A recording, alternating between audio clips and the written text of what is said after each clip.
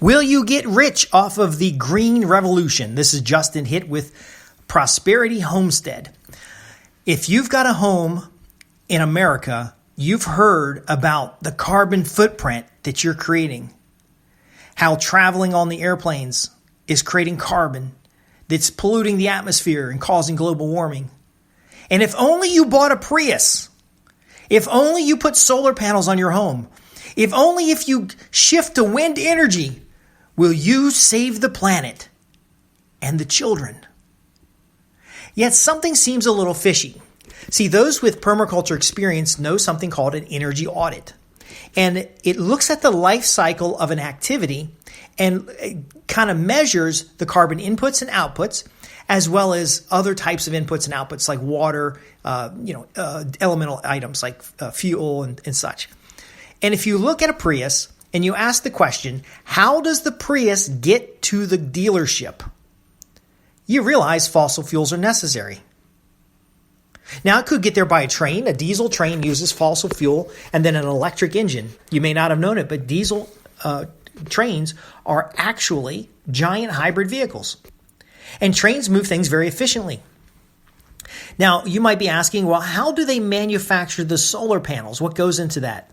Turns out there's a lot of chemicals and elements that create a large amount of environmental waste. Far more environmental waste than burning coal. Now, you might be saying, well, what about wind energy? These giant turbines, beautiful giant turbines. Turns out the blades on the wind turbines only have a 5-year lifespan. Some of them have 20 years. There's a variety of things, but they're made out of fiberglass and they are not recyclable. So guess what they do with them? They bury them. Now, the best solution is to reduce your amount of energy consumption, have a more energy efficient home, better performing windows, to use the HVAC and heat kind of more consistently. Don't turn it up to 78 degrees in the winter and turn it down to 60 degrees in the summer. Learn to have better airflow to reduce temperature, how you do your landscaping to improve temperature. In fact, you can carbon sequester in your own yard by how you mow the grass. Now, I did a video earlier today about I was hand cutting and scything out the side yard here. And I said, this is my Prius. 0 carbon footprint because I'm using a scythe. I'm burning calories to cut the grass. Now, if you've seen me, I'm a middle-aged guy. It doesn't hurt to burn a few more calories.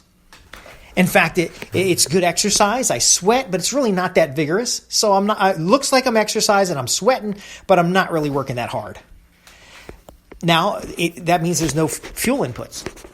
I'm using a scythe that'll last for generations. I just simply sharpen it, put it back to work. I'm also in a situation where the grass that's being cut and comes off goes into the garden as mulch. I also, as I grow more grass, I use it to mulch those areas that I'm growing. So I'm actually carbon negative, and it's a green solution. But get this, the Prius is more socially acceptable, allowing my grass to grow knee-high.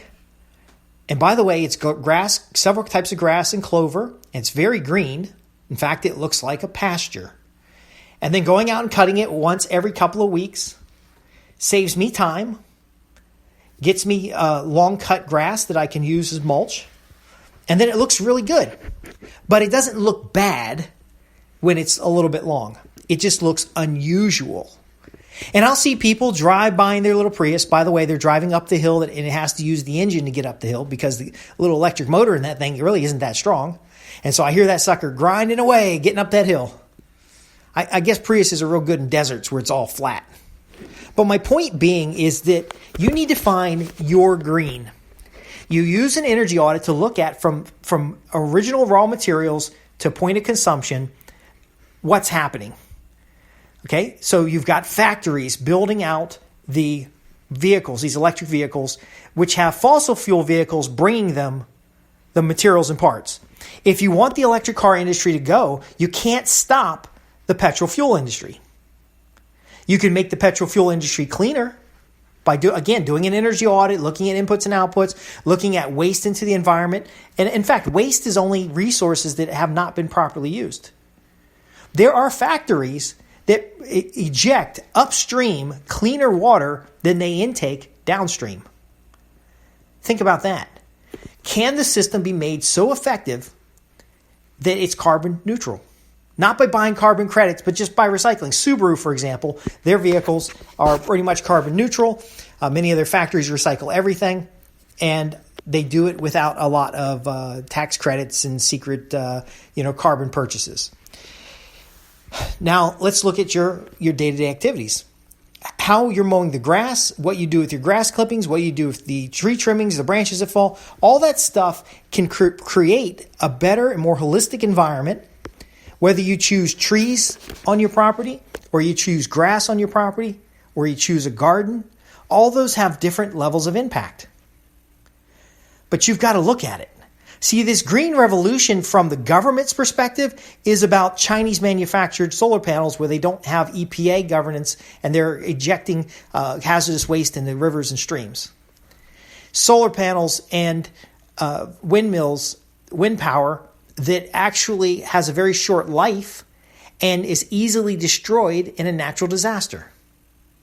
Now, all this is rather than nuclear or rather than hydroelectric. In fact, the United States has hydroelectric dams that have been around since the 1950s and 60s that with proper maintenance could go to the next level of efficiency because the technology has changed and we may be able to increase the amount of electricity that those dams are producing. There's also solutions like that are used in Europe where they have extremely high temperature combustion of waste materials. And that is done in a recirculator where the only thing that exits is carbon dioxide. And actually in Japan, I saw an interesting manufacturing facility that they used trash to create heat energy for the manufacturing process. And then all of the carbon that left the factory goes across the street to a greenhouse and grows plants. So what exits this factory is a very tiny amount of carbon dioxide, and it's pretty much a closed system. And so from start to finish, the carbon footprint is almost nothing. See, folks, the government's trying this green revolution. These companies are coming together globally, not to save the planet, but instead to build wealth for themselves. And if you look at the top companies who are doing these projects in solar and wind, you're going to find out that most of them are owned by some foreign government. So the Chinese government owns many of the wind turbine companies. And there might not be anything wrong with that if they didn't have problems with the Uyghurs and they didn't have problems with human rights abuses. But ultimately, should our government be making a decision to send money to a foreign power for our electrical infrastructure when we already have nuclear power? See, France is doing great with nuclear power. We have geothermal opportunities in some areas of the country. We have hydroelectric dams available. Now, I'm not saying you build a dam and flood something just so you can have power. There's actually micro power generation in the hydroelectric area that can be used for regional power systems that don't actually block the whole river system. We have a river here called the Smith River, and you could easily put a few micro generators on the Smith River and basically be generating power for, say, for a sewage treatment plant, for example, or for a local factory. We could use solar if we understand the life cycle of it.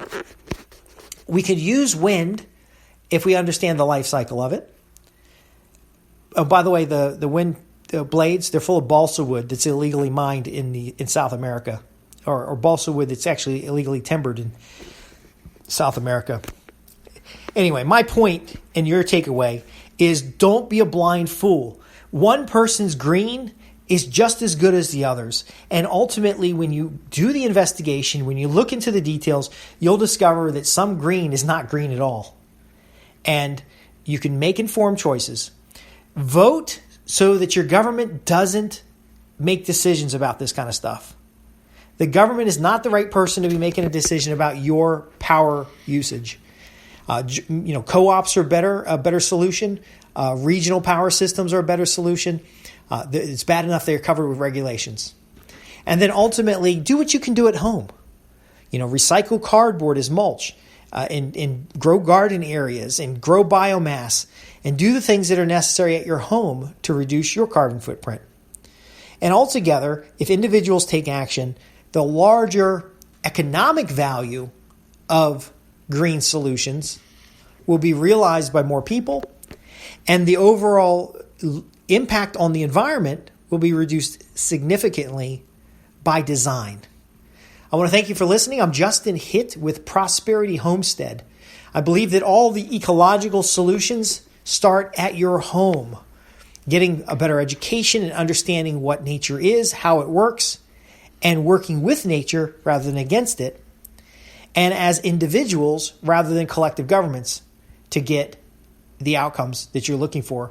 If you have questions about this program or anything else that we cover, you can visit us at www.prosperityhomestead.org, where we help affluent homeowners, landowners, and other professionals to implement ecological and holistic solutions for managing their land, and solutions that increase land utility and overall value. Thanks for listening.